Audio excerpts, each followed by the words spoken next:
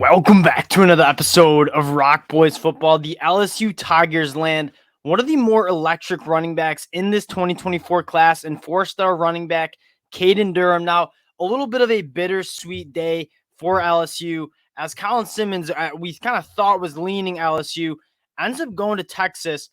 But I don't want LSU fans to overlook what Caden Durham is going to bring to this LSU offense. And you take a look at what they're building in this 2024 class, a ton of speed. And you talk about explosive plays.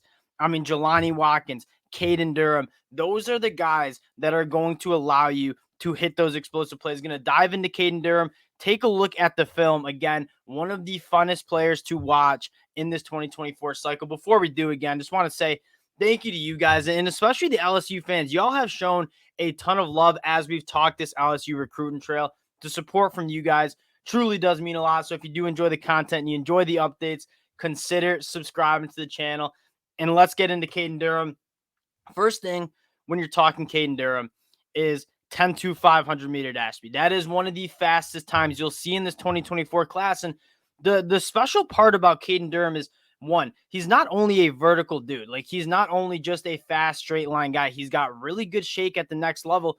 And then you take a dive into his numbers at a very high classification of Texas high school football, obviously playing at Duncanville, to 210 carries for almost 2,000 yards, averaging 9.3 yards per carry and 36 touchdowns. I feel like the narrative is he's a little bit of a smaller back, a scat back. He's a guy that took 210 carries as a junior, can have that workload. And you look at the body composition, thick lower half, really good contact balance. And like I mentioned, really, really good shake when he gets to the second level.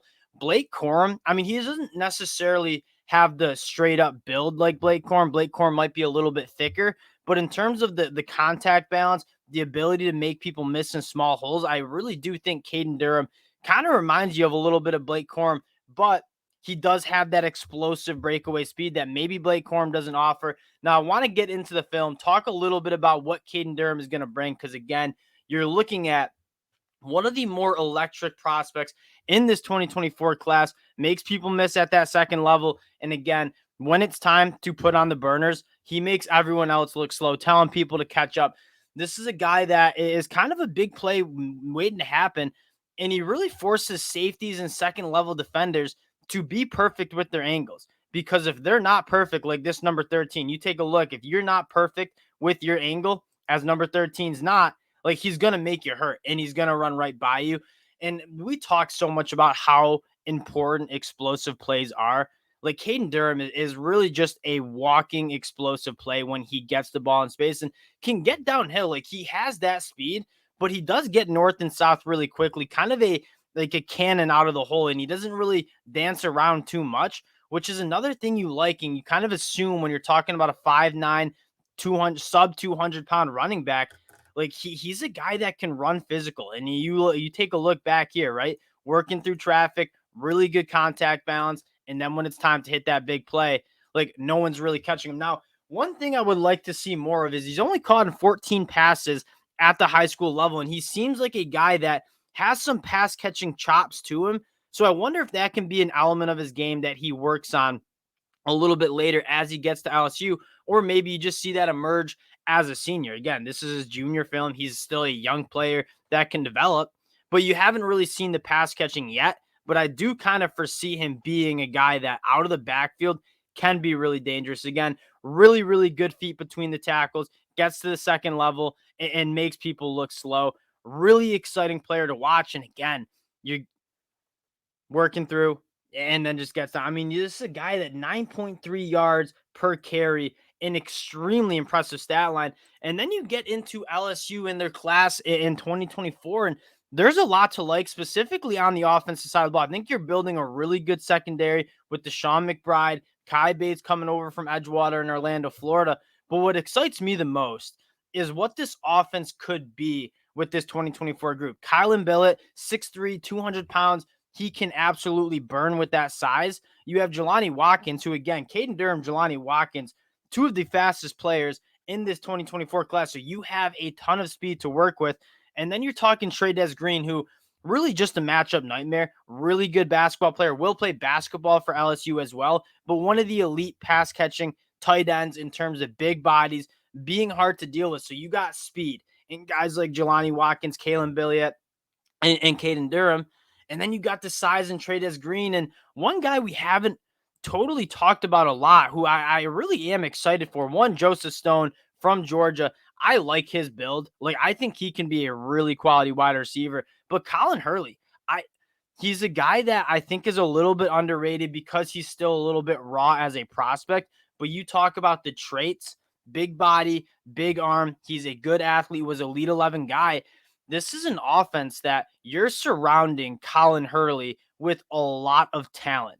And I think this offense could be really, really good with this core group on the offensive side of the ball. Now, the one knock on this LSU class, as you kind of go back up, sitting at a top 10 class once they add Caden Durham in, is it doesn't necessarily have that elite Harold Perkins or Deshaun Womack kind of crown jewel of the class. I wouldn't count out LSU. And again, this is a team that I expect to be a top five team in the country on the football field in 2023.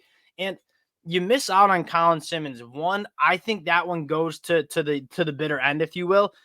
I think that LSU will be really turning the heat up on a couple of top guys like Dominic McKinley, an in-state 5-star defensive lineman. So yes, it has a ton of depth, right? Like a ton of guys who are in the top 250. You are really getting that blue chip ratio checked. Now, can you add that crown jewel of the class, that top end guy that you missed out on with Colin Simmons?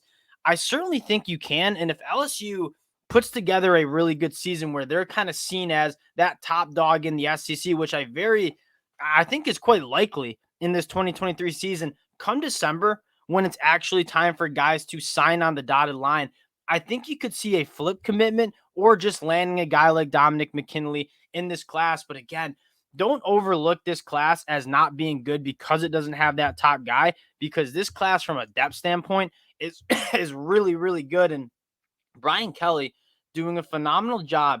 And you don't see this very often. Like, there are a lot of coaches who they take over a program, they hammer the transfer portal because they got to get guys in, but then the high school class kind of falls to the wayside. Brian Kelly doing a really good job bringing in really good transfer portal classes to build this roster, because Edo did not leave this roster in a great spot, but also not ignoring the high school class. And you factor in what they've done in the transfer portal, what they're doing in the high school class, you got to be really excited about the personnel group that Brian Kelly's bringing in, and where this talent is going to be in the 2024 and the 2025 season. A really good get in Caden Durham, a lot to be excited for LSU fans. Again, appreciate you guys rocking with the boys. If you do enjoy the content, consider subscribing to the channel, and we'll talk to y'all later.